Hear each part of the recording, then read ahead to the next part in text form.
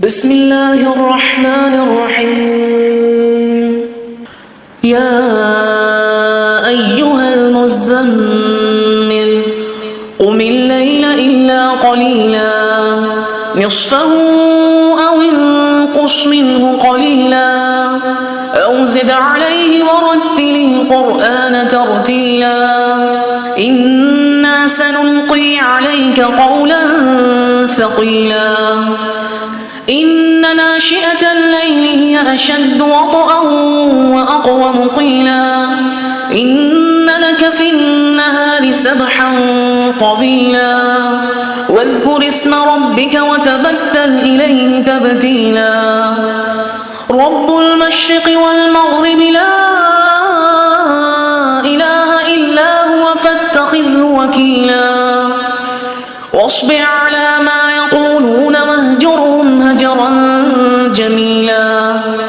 وذرني والمكذبين أولي النعمة ومهلهم قليلا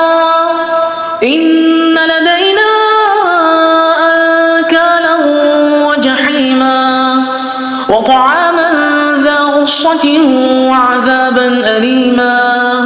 يوم ترجف الأرض والجبال وكانت الجبال كثيبا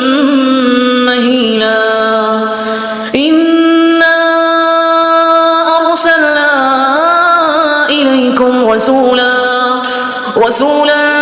شاهدا عليكم كما أرسلنا إلى فرعون رسولا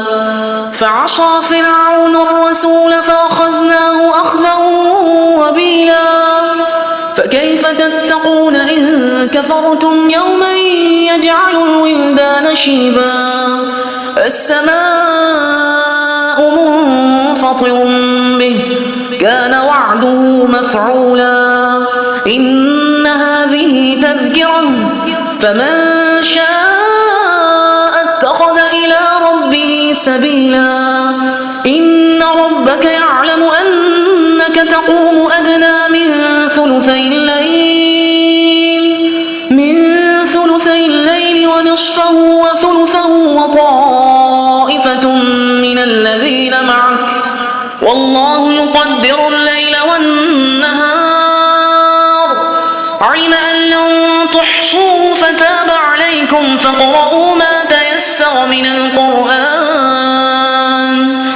علم أن سيكون منكم مرضى وآخرون يضربون في الأرض يبتغون من فضل الله وآخرون يقاتلون في سبيل الله فاقرؤوا ما تيسر منه وأقيموا الصلاة وآتوا الزكاة وأقرضوا الله قرضا حسنا وما تقدموا لأنفسكم من خير تجدوه عند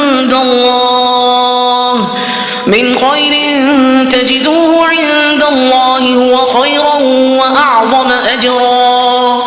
واستغفروا الله